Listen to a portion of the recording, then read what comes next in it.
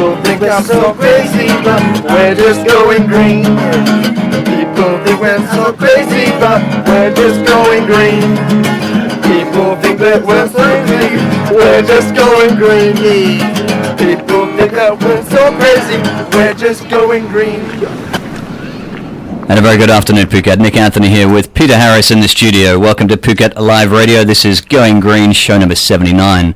I'm going to start this afternoon's show with a little bit of a recap on something I said last week. And it's spurred me, actually, from that song, Foreigner, talking about an emergency. We're in a crisis situation, and somebody who's just spoken out about this crisis is the Dalai Lama. The Dalai Lama has recently said that we need a global system of secular ethics, as he believes that grounding ethics in religion is no longer adequate, and that religion alone cannot foster values such as integrity and compassion. He says the reason for this is that there are those who have faith in religions, and there are many who don't. There are some who are responsible for injustice, deception, hypocrisy, and exploitation. Current education, he said, is almost always geared towards economic development, which neither helps solve individual mental problems nor society-level problems.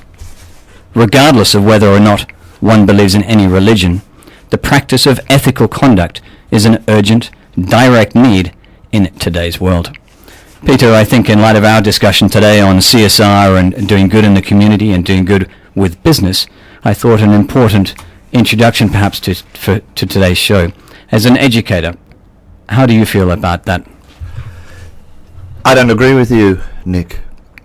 Education is about empowering the young to think, to be able to think independently, to see nonsense when it is handed out to them, to be able to act justly, to see issues fairly, to act compassionately. Education is not about economic success. It's on about training the mind and the heart to be so empowered that it can see the issues of the world very clearly. You're right about religion, but it points in a particular direction, as does our secular society. And that direction, I think, is encapsulated in the word love.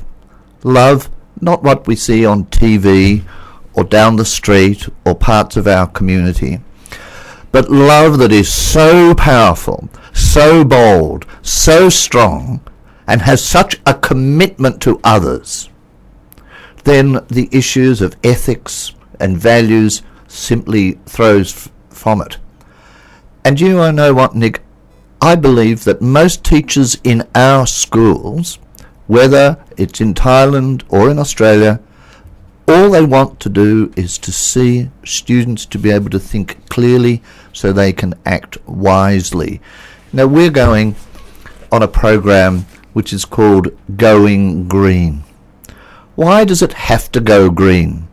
Because sometimes in the past it stopped going green and we didn't see the issues clearly. And so as an act of justice in the future, so that the 10 billion people on this planet have sort of the same opportunity to enjoy what we have, then we have to encourage the community and particularly our young to see the issues as they are and to make sure that the resources that we have is shared by all. So the overpowering commitment of education is love, and that's beyond all religion. It's a simple human condition to love each other, to love our friends, and to love our environment, so that we can live in peace and harmony with each other and, with our planet, which belongs to us all. Which has also always been the Dalai Lama's message, one of compassion, one of unbridled love.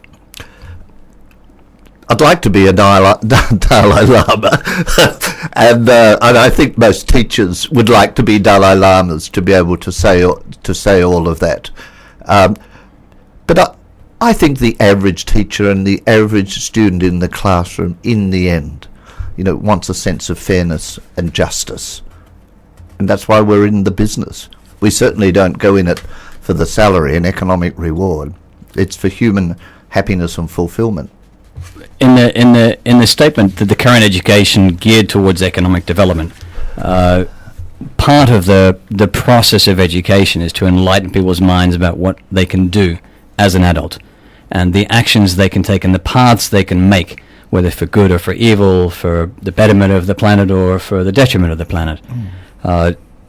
Do you feel that there is an evolution de-emphasizing the employment aspect of after school and now increasingly more environmental awareness, more protective earth strategies, rather than it being a case of the world is your oyster, now go out and make your money and go fend for yourself? I don't believe it's actually one or the other. I believe that everybody is entitled to a sense of economic well-being and sustainability. And that means you do have to get up and do a bit of work. We're not on about a world of handing out and welfare.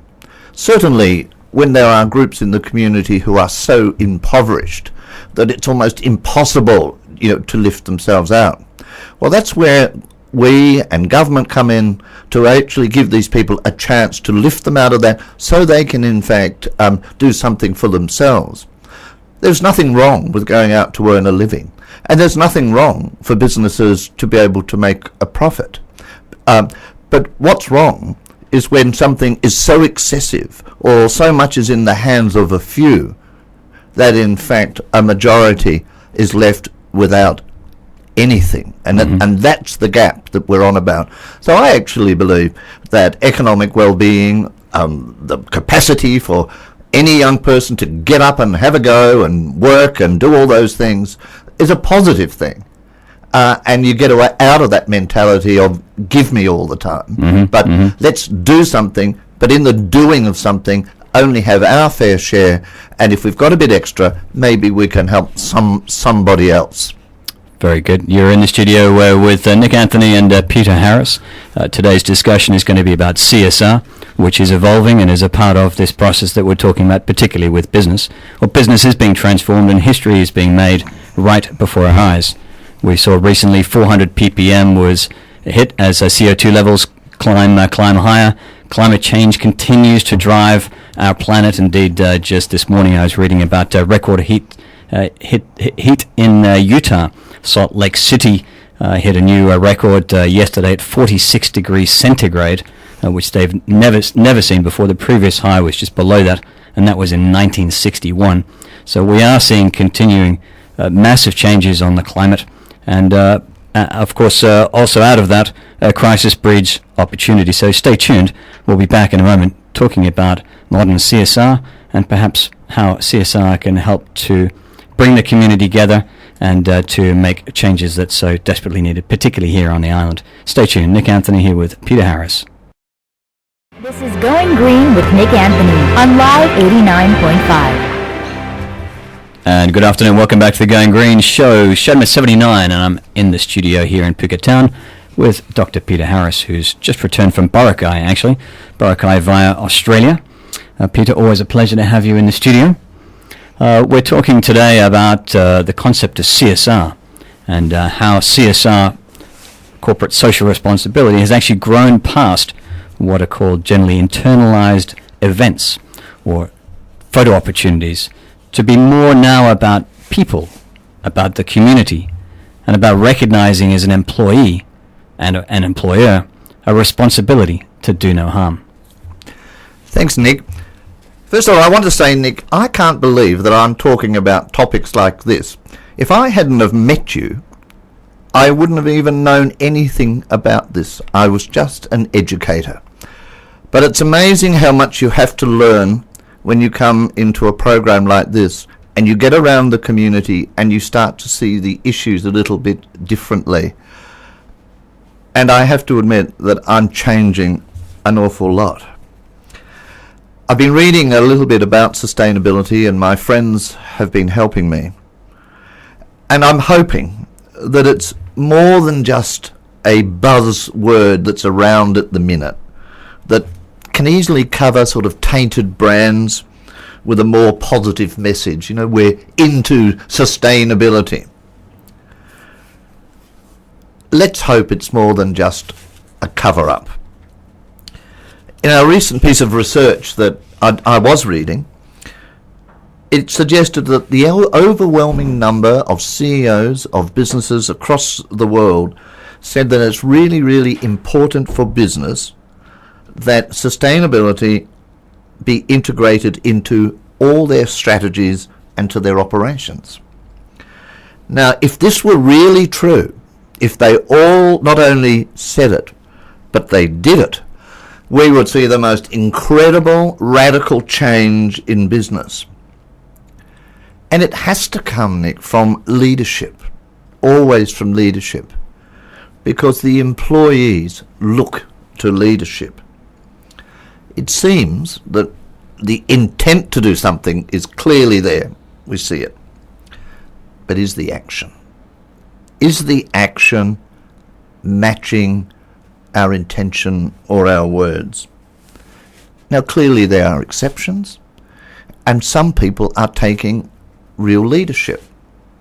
Now, I happen to know here in Phuket that I know that the Marriott Hotel and the Hilton have been working really hard at trying to make a change. And it can be simple.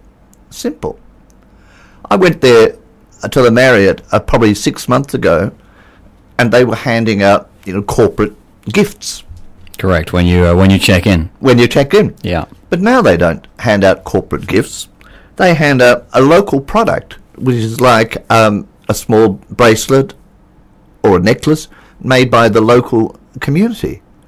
Isn't that fantastic? It's great. It's simple. It's cheap. It's locally sourced. And I think that from memory they were spending about 100,000 baht a month on these gifts. And so now that's going directly into the local community and benefiting local people. I want to say, Nick, that sometimes we do good things in Australia as well. And I've been working on Groote Island, which is an indigenous community in the Gulf of Carpentaria. And Clayton Utz, which is a very big legal firm all over Asia, and has a bit of work in that particular community. What it hands out as its corporate gifts now is carvings and paintings and bracelets. The same sort of issue, but it's part of corporate social responsibility. So I guess I'd be saying that leaders who move pretty quickly will be the first to engage staff and to customers, but we have to be genuine about it. It's often very slow because we may look around and say, gosh, what are our competitors doing? Will our corporate structures and our business allow us to do this?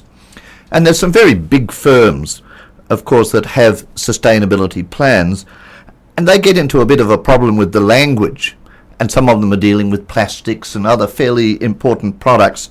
And how are they going to sort of monitor the business of sort of selling their products in plastic and in fact doing something about corporate social responsibility? But I also believe that more and more people who work for big companies, they want to know what the company is doing in the area of sustainability.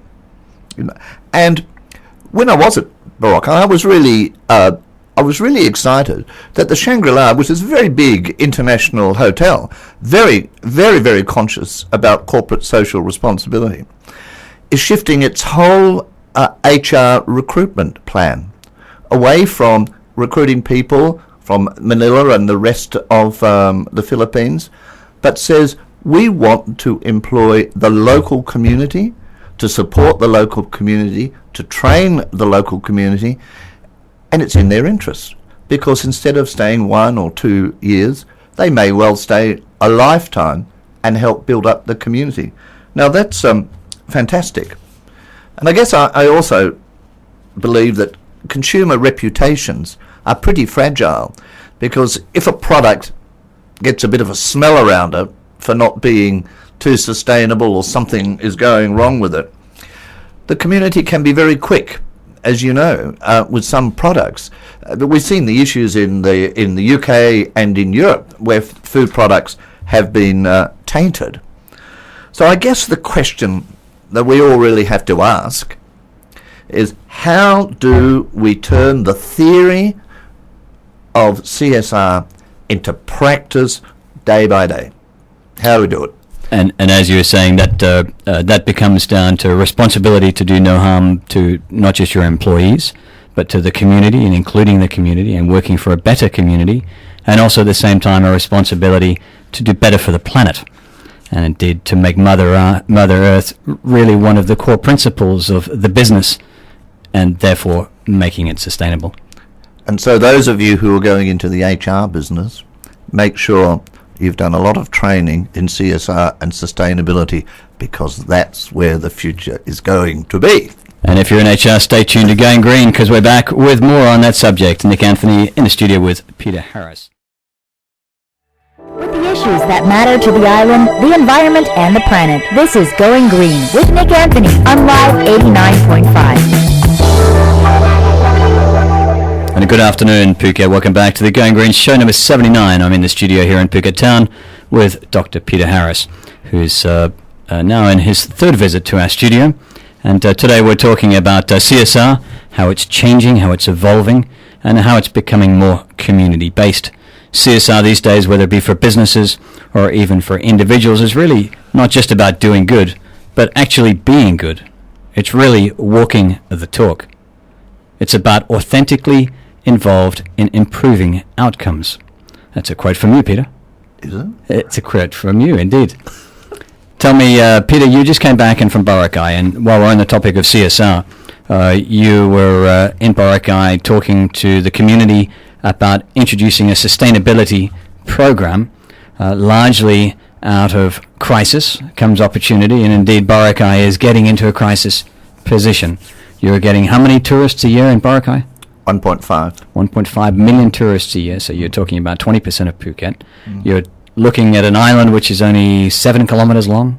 7 kilometers long, yeah. So a tiny, tiny island. And they have been developing so fast, as we've seen here on Phuket, that things such as water, pollution, trash, it all gets out of control. And it gets to the position where it's very difficult for the government to indeed rein it in and to get their arms around it and to have the capacity as the government to be able to make these changes, which is where we're seeing community stepping in and taking on some of this responsibility, taking it on their shoulders, using their staff, their workforce, their employees, the people power to physically make these changes. What's happening on Boracay, and how are they perceiving the introduction of the program that you've taken to them? Thanks, Nick. This is another example of my life has been changed because of coming into this studio. I have to admit I'd never even heard of Boracay or even where it was located until I was talking to you.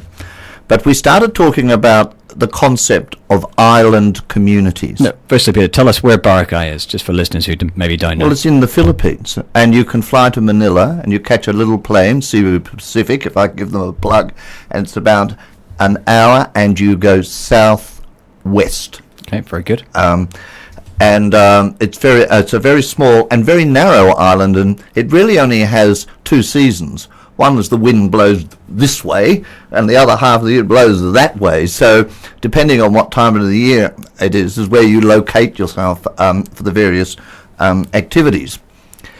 But I went there because a friend's family had lived there, and also you said to me, this is part of the Asia Pacific Island Community Development, where in fact we're seeing a lot of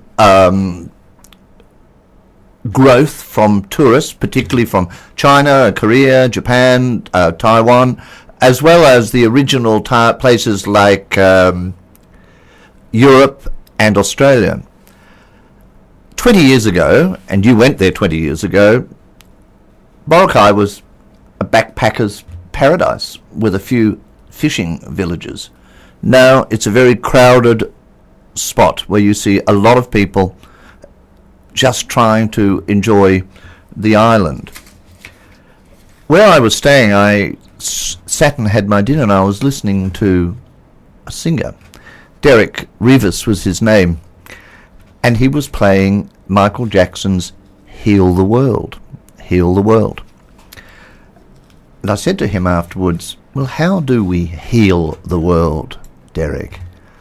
And he said to me, you just have to stop talking and start listening. It's not easy for a teacher, Nick, to stop talking and start listening. But perhaps he's right, that we have to see what's going on in the community and then take the action. Now, not to be outdone, and I know you have a Going Green song, and I know the technology of this very fine radio station is about to go and have a rapid change on Monday, but I did bring with me a song that he specially wrote and sang for you called Green Leaves.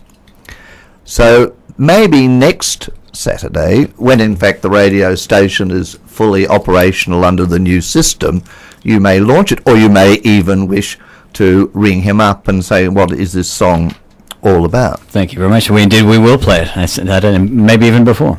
Maybe even before. But the issues are the same, Nick. It's a small island, and it's struggling under the huge growth.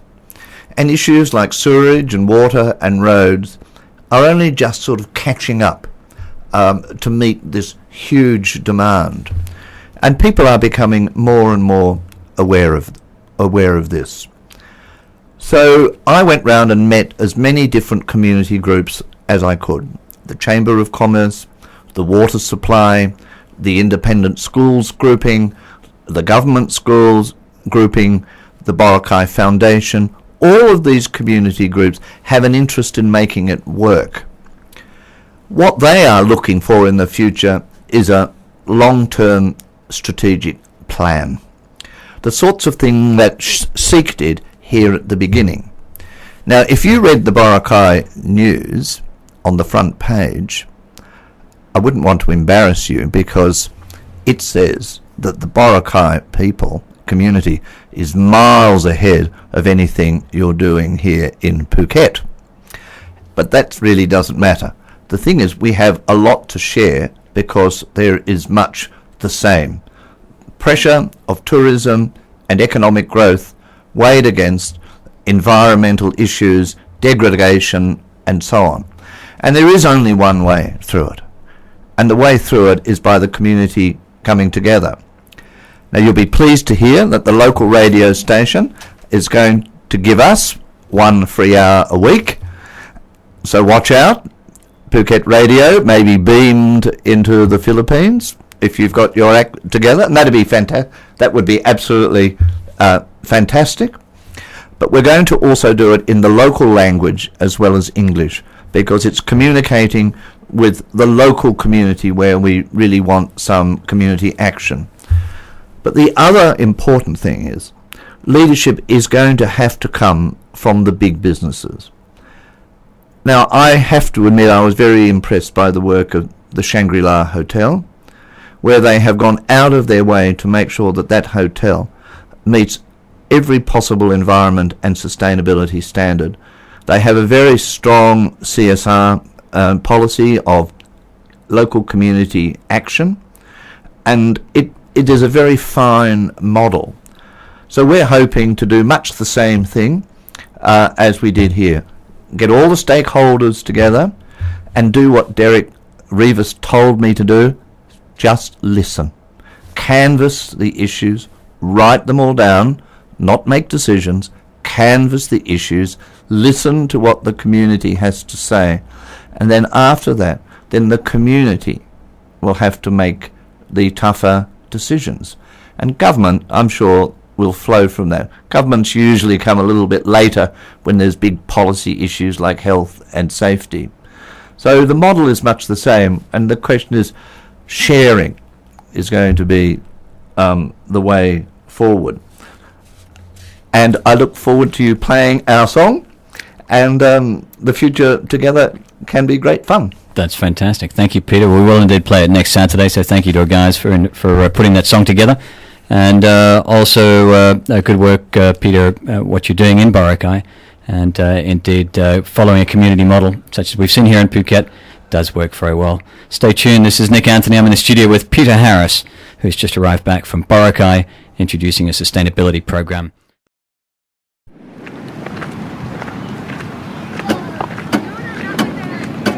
People think I'm so crazy, but we're just going green.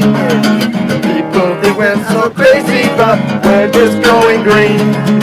People think that we're so crazy, we're just going green. People think that we're so crazy, we're just going green. And a good afternoon, Phuket. Welcome back to the Going Green Show, show number 79. I'm in the studio today with Dr. Peter Harris, who's joined me from Darwin via Boracay. We have been this afternoon talking about the changing both perception and action of what CSR today is, particularly in business and its integration with the community. And we've been talking a little bit about Boracay and what Peter's been doing and discussing a sustainability plan with that fair island, using some of the experiences here on Phuket, but finding positively that they have many of their own good experiences. But as we're also finding here, it comes down to communication.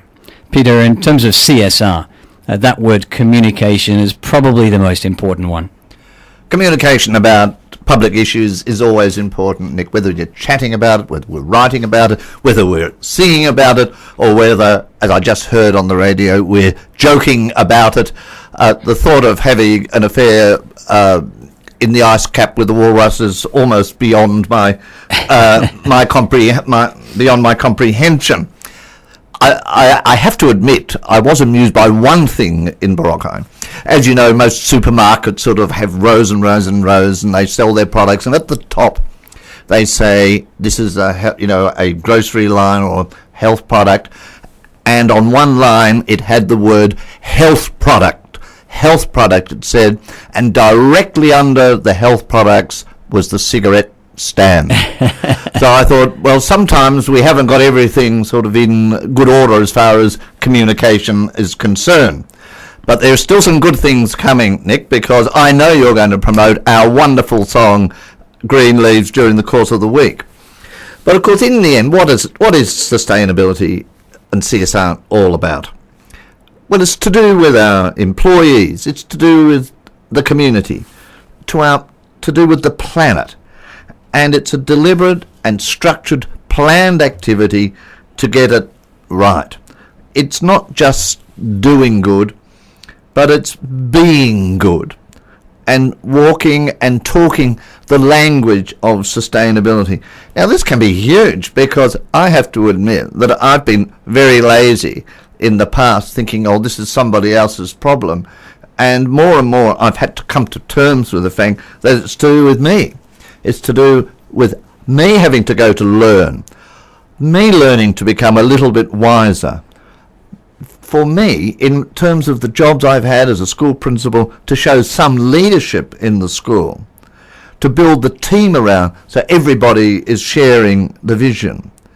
It also is a matter of how our organisational structures celebrate, like our birthdays, and the times when we grieve, and the times when we're sick, or the times when there's a family sort of issue. But it's also about how our business looks outside our own community to help protect our community, to assist the poor, to help others get jobs, to try to eradicate poverty and create jobs and look after young people. And it's everybody's job to look after the environment. And it's about pride. Pride. There's nothing wrong with pride if we're proud of our business, when we know that we are doing something right for the community, when we're doing something right for the environment, when we're doing something for the aged or for the poor or for the impoverished. And we have a right to celebrate. You talked about Mandela, Nick. We have every right to celebrate the magnificence of that man for what he did, to break down barriers just by who he was.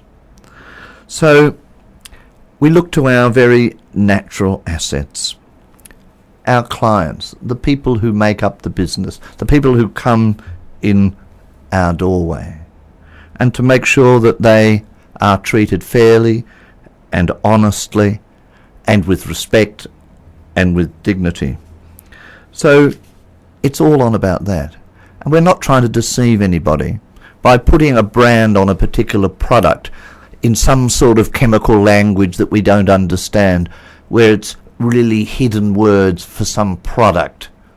And I have to admit, palm oil is something that bothers me, often hidden away in the language.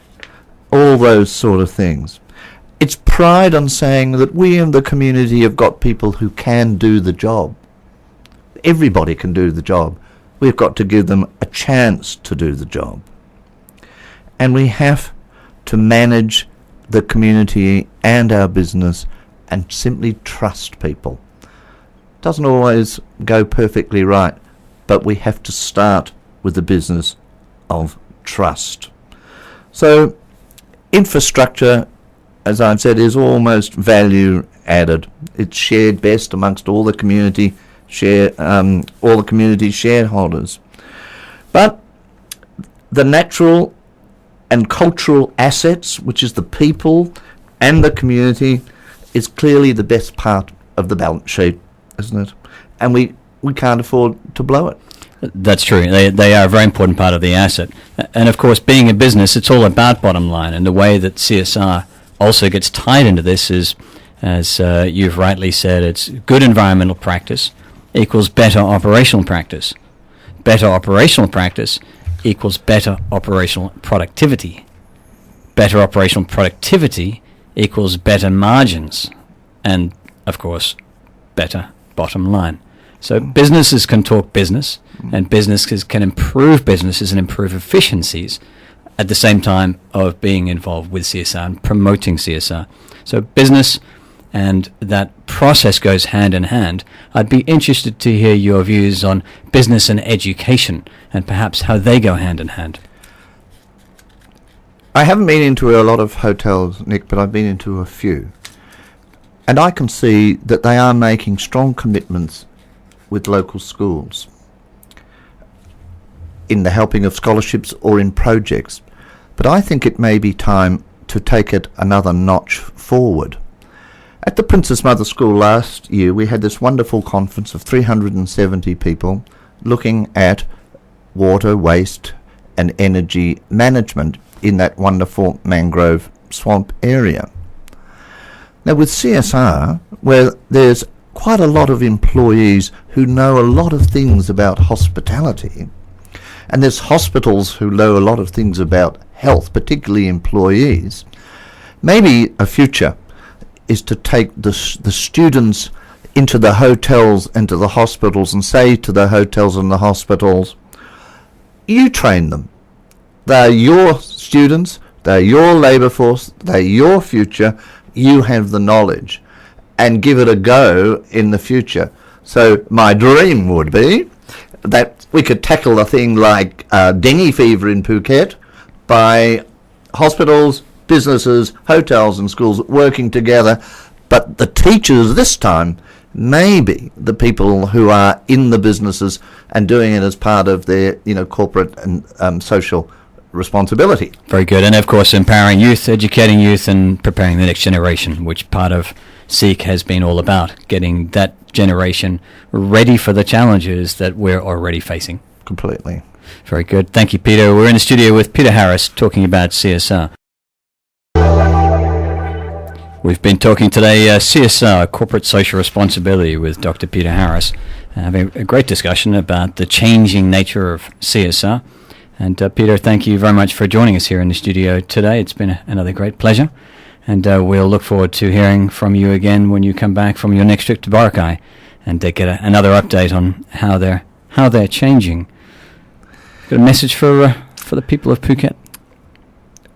Well, the people of all of our community, I think, Nick, mindful that we're celebrating and thinking of the life and worth of Nelson Mandela. And what a challenge for us all today. And I think the challenge for you and me and every member of the community is, how can we act more ethically, more morally, and more with the best interests of the community at heart, so that we can all in our own little way be a leader like Nelson Mandela. And I guess there's no better time, Nick, than to start now. To start right now, that's exactly it. Well done. Thank you, Peter. Peter Harris there, on his way next week back to Boracay. Always a pleasure to have you in the radio. Thank you. Let's take a quick look now at international news for the week, of which the principal news was, of course, Barack Obama. It was a much pre-discussed speech that he gave, and indeed back in February the 16th, which is Going Green, show number 64, he had made a talk that said that if Congress won't act soon to protect future generations, then he will. At the time we asked, tough words or all talk, no action? Indeed, this week we got the action we were looking for as President Obama addressed students at Georgetown University. It was presidential, it was inspiring rhetoric, but true global leadership? We're looking at an article from The Guardian from Leo Hickman. His comments was that he thought not. His verdict was that Obama, as ever, scored highly on his inspiring rhetoric. For some, this was the most important aspect of his speech, given how little to date his presidency has offered the so-called climate concerned. He gave the strong impression that climate change was back, square and centre, on the Oval Office desk, something he'd promised on the election trail both in 2008 and in 2012.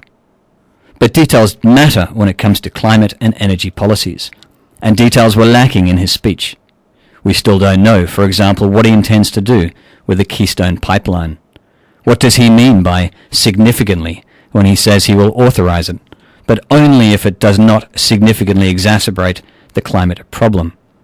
And without instruments such as carbon taxes and cap and trade, how can we be sure that his beloved shale gas only ever replaces coal and not, as some fear, also curtails growth in renewables? And what of the wider question of whether the US's current emissions targets are enough to help prevent global temperatures rising above 2 degrees centigrade over the course of this century? Judging by the calculations of Professor Piers Forster and Dr. Chris Hope, it would appear the current targets are woefully short of where they need to be. But, if we're being honest, we already knew that. Therefore, Obama's speech can certainly be spun positively as better late than never. But a pragmatic assessment must conclude that the US is still making baby steps, when huge strides forward are required. This is not the global leadership so many wish the US to take on climate change. Good words there from The Guardian newspaper. In other international news, and looking at something a little differently, Pakistan this last week made the Guinness World Records by planting 847,275 mangrove saplings in one day. The Sindh Forest Department has set this Guinness World Record for planting these mangroves, which is a fantastic thing. It was actually made after 300 coastal community volunteers had planted these saplings, and is congratulations to the Forest Department, and this was reported by IUCN. Looking at something a little bit differently, I was reading about food fraud this week. You're asking me, what the hell is food fraud? Well, invisible from the roadway, hidden deep in the lush English countryside, is something called Moscow Farm. Actually, it's an unlikely base for an international organized crime gang that churns out a dangerous brew of fake vodka. However, here, 1 mile off a little lane, tens of thousands of litres of counterfeit spirits were distilled, pumped into genuine vodka bottles with near-perfect counterfeit labels and duty stamps, and sold in corner shops across Britain. The fake Glen's vodka looked real, but analysis revealed that it was spiked with bleach to lighten its colour, and contained high levels of methanol, which in large doses can cause blindness.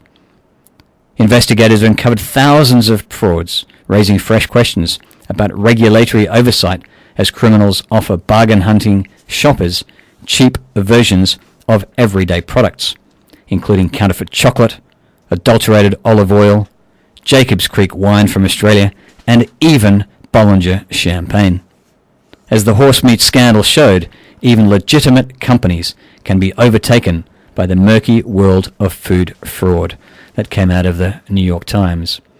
And lastly, on the key international news for the week, a question as Kevin Rudd is sworn in as Prime Minister, can Kevin Rudd now protect Australia's climate change credibility?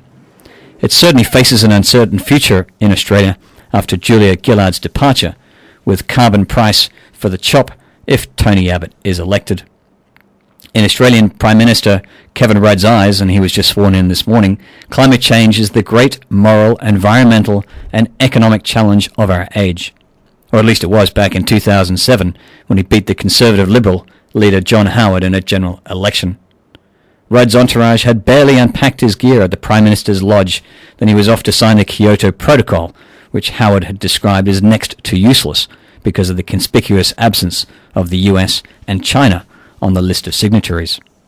3 years later, it was Rudd's failure to legislate an emissions trading scheme to fight that great challenge that helped spur Labour's factional leaders to pull that moral rug from underneath him and install Julia Gillard as the new party leader and Prime Minister. Climate change policy had become a toxic pill, which the Liberal opposition led by Tony Abbott forced her and her party to swallow at every opportunity. Yet it was Gillard, flanked by her loyal climate change minister Greg Combet, who did manage to get a modified carbon price into law in 2011 and came into force in the middle of 2012. Actually, under these circumstances, it was a remarkable achievement. But her tax would be an economic wrecking ball, a great new tax on everything. Abbott has constantly claimed, and the misrepresentations of the actual nature of the modest price on carbon were left to hang uncorrected in the fetid air of Australian political discourse. Now, after events in the recent days, with both Gillard and Combet gone, replaced by Rudd and an as yet unannounced climate change minister after this leadership challenge. When Rudd made his acceptance speech late in the evening, the words climate change didn't pass his lips. Predictably, when Tony Abbott reacted minutes later, he pledged his party would abolish the carbon tax if he got in. Across the Pacific, Barack Obama has been increasingly derogatory of climate science denial. In a stirring climate change speech this week, just a day before Rudd's rise, Obama told the crowd at Georgetown that the US did not have time for a meeting of the Flat Earth Society. Well, neither does Australia, so let's hope that they get it right. This is Nick Anthony, you're listening to Going Green, and show number 79. This is Going Green with Nick Anthony on Live 89.5. We were just then with climate change. The Federal Attorney General Mark Dreyfus headed a last-ditch attempt by Australia this week to halt Japanese whaling in front of the International Court of Justice in The Hague.